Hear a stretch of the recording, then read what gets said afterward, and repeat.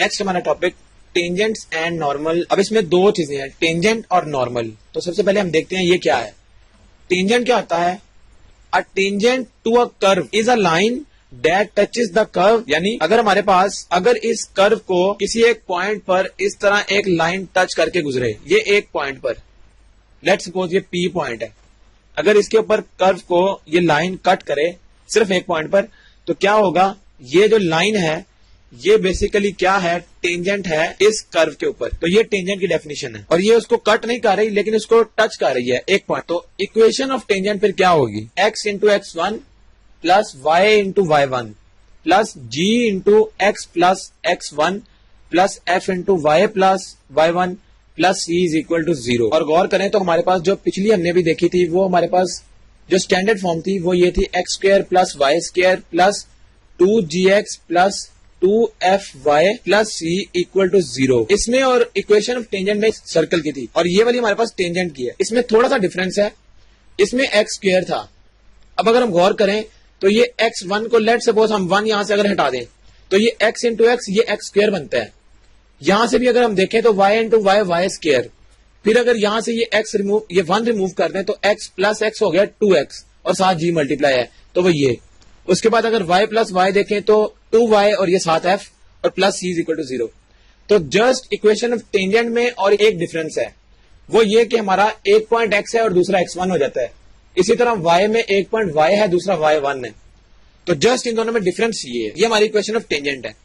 अब हम देखते हैं नॉर्मल क्या चीज है। तो नॉर्मल है the normal to the curve at p is the line through p perpendicular to the tangent to the curve at p। यानी अगर हम नॉर्मल की बात करें तो नॉर्मल के लिए क्या है? लेट्स सपोज ये सेंटर है और ये एक टेंजेंट लाइन है इस सर्कल के ऊपर। अब ये एक पॉइंट p पर कट कर रही है। लेट्स सपोज ये p पे इसने इसको यहां पर कट किया। तो अगर हम यहां से इस सेंटर के ऊपर एक लाइन इस तरह ड्रॉ करें, ये नॉर्मल है। ये सेंटर c है इसका, चाहे ये कर्व हम कंसीडर कर लें चाहे ये सर्कल। तो सर्कल के लिए ये इसका नॉर्मल है पॉइंट P के ऊपर। इसके बाद अगर हम इसकी बात करें इक्वेशन की, equation of normal y minus y1 into x1 plus g is equal to x minus x1 into y1 plus f। इसमें हमने g और f की वैल्यू पुट करनी है और साथ x1 और y1 की।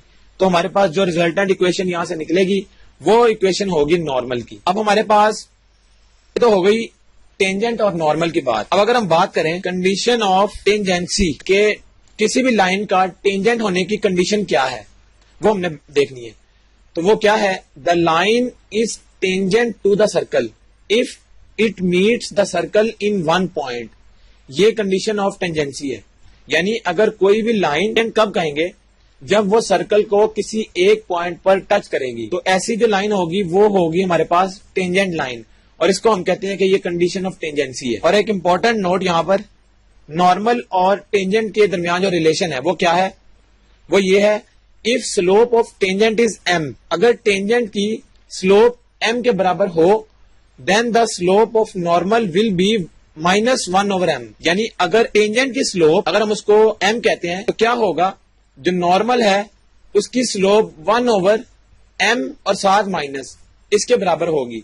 यानी अगर हमें टेंजेंट की स्लोप गिवन हो, वो कोई भी हो सकती है। लेट्स सपोज अगर हम इसको एग्जांपल से कंसीडर कर लें तो किस तरह से होगा?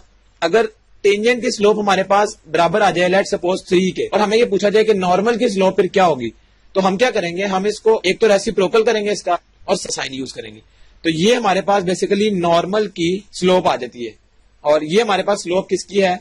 ये स्लोप हमें गिवन थी टेंजेंट की। तो टेंजेंट और नॉर्मल की स्लोप में इनवर्स विद माइनस साइन, ये रिलेशन है। अब हमारा अगला topic, length of tangent to a circle. इसका मतलब है कि हमने टेंजेंट की लेंथ निकालनी है सर्कल तक। तो वो किस तरह? उसके लिए हम एक डायग्राम बनाते हैं। लेट्स सपोज ये एक हमारे पास सर्कल है और यहाँ पर हमारे पास एक पॉइंट P है। अब गौर करें तो इस पॉइंट से इस सर्कल के ऊपर दो तरह से टेंजेंट्स ड्रॉ हो सकते हैं। एक तो इस तरह से है, इस तरह से आए, और ये गौर करें इस पॉइंट से ये इस सर्कल को टच करेगी लाइन, और ये क्या करेगी? यहाँ पर ये इसको हम कहते हैं टेंजेंट लाइन है, और यहाँ से एक और टेंजेंट भी गुजरेगा जो कि सर्कल को इस पॉइंट पर टच करेगा। हम कहते हैं ये जो पॉइंट है, लेट्स सपोज ये T है, ये हमारे पास P है, और ये इस सर्कल का सेंटर है। इस सेंटर से ये डिस्टेंस हमें पता है रेडियस होता है आर, और अगर हम इस सेंटर से ये पी मिला रहे हैं तो ये बेसिकली सेंटर से पी पॉइंट तक डिस्टेंस है। इसमें जो ये वाला हमारा एंगल होगा इस टेंजेंट और इस नॉर्मल के दरमियान,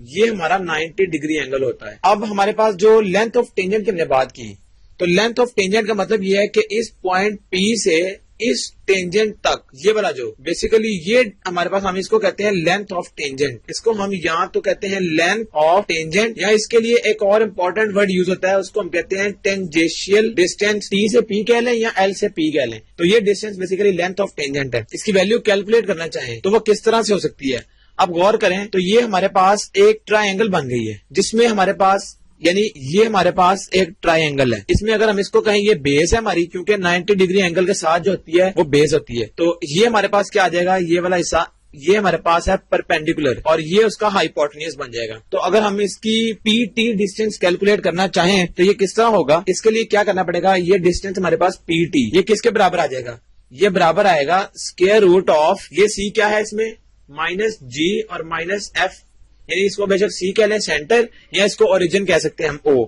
ओरिजिन बेसिकली 0 0 के लिए यूज करते हैं, तो इसलिए ये सेंटर सी है। अब इसके लिए क्या है हमारे पास, ये c two p square minus C T square, यानी जिसमें हम यूज करते हैं पाइथागोरस थ्योरम। तो वो क्या था, बाय पाइथागोरस थ्योरम, वो था हाइपोटेन्यूज का square is equal to perpendicular square plus base square. तो जब हमें यहाँ से सिंपल अगर हाइपोटेन्यूज निकालना है तो यहाँ पर स्क्वायर रूट हो जाएगा P square plus B square, और उसके लिए आज से हम देख लेंगे कि हमें बेस चाहिए, तो बेस निकालने के लिए फिर फॉर्मूला इस तरह से ड्राइव होगा। तो पी टी बेसिकली बराबर किसके आएगा, C P square minus C T square के, सी पी स्क्वायर और सी टी स्क्वायर। अब अगर हम इसमें वैल्यूज पुट करें तो वैल्यूज पुट करने के बाद जो हमारे पास रिजल्टेंट आती है फॉर्म, वो उसकी कुछ इस तरह से आएगी, ये बराबर आएगी इक्वल टू, अगर सीपी स्क्वायर की वैल्यूज में पुट कर दें और सीटी, तो ये आ जाएगी x1 का square plus y1 square plus 2gx1 plus 2fy1 plus c, ये हम कहलाएगी टेंजेंशियल डिस्टेंस या लेंथ ऑफ टेंजेंट। तो ये हमारा फॉर्मूला है लेंथ ऑफ टेंजेंट को कैलकुलेट करने का। अब इससे रिलेटेड हम एक एग्जांपल कंसीडर कर लेते हैं। एग्जांपल है find length of tangent from point P -510 to the circle this. अब डिस्टेंस हमने देखा जो टेंजेंशियल है वो है T से P तक का डिस्टेंस, ये डिस्टेंस। तो अब हम एग्जांपल में यही कहा गया है कि हमने लेंथ ऑफ टेंजेंट निकालनी है और पॉइंट हमें उसने बता दिया है और सर्कल की इक्वेशन भी उसने हमें दे दी है। हमने सिंपल करना क्या है, इस सर्कल की इक्वेशन में ये पॉइंट पुट करना है, तो जो हमारा रिजल्टेंट होगा वो लेंथ होगी उस टेंजेंट की। तो उसके लिए हम क्या करते हैं, जो हमारे पास x का कोफिशिएंट है ये 1 बनाना है सबसे पहले। तो सबसे पहले हम क्या करेंगे, X square plus Y square, यानी इस पूरी इक्वेशन को 5 से डिवाइड कर दें, plus 14/5 X plus 12/5 Y minus 2 equal to 0।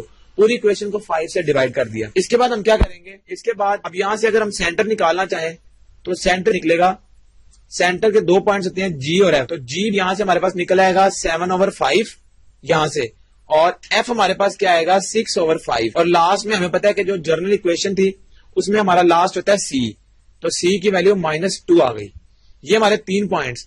अब अगर इन 3 पॉइंट्स को हम लेंथ ऑफ टेंजेंट की इक्वेशन में पुट कर लें तो हमारे पास रिजल्टेंट क्या आएगा, c का स्क्वायर वो हमारे पास है, सबसे पहले क्या आएगा हमारे पास x का स्क्वायर, तो x क्या है -5 और y हमारे पास ये है, ये x और ये y, तो -5 का स्क्वायर प्लस 10 का स्क्वायर प्लस 2g वो है 7/5, और x उसके बाद क्या है हमारे पास -5 अगेन प्लस 2f हमारे पास 6/5, और इधर y क्या है हमारे पास 10 और माइनस c लास्ट में है 2।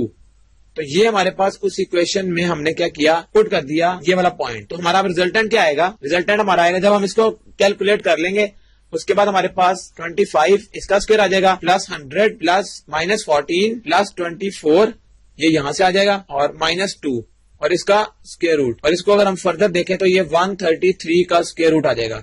तो हम लेंथ ऑफ टेंजेंट बराबर आ गए स्क्वायर रूट 133 के, यानी इस पॉइंट से इस सर्कल तक का डिस्टेंस 133 स्क्वायर रूट है। यानी हमने उस पॉइंट को उस सर्कल में डायरेक्ट अगर पुट कर दें तब भी आंसर आ जाएगा, और अगर हम वो जो इक्वेशन थी लेंथ ऑफ टेंजेंट की ये वाली उसमें अगर हम पुट करते हैं तो तब भी हमारा आंसर सेम आएगा।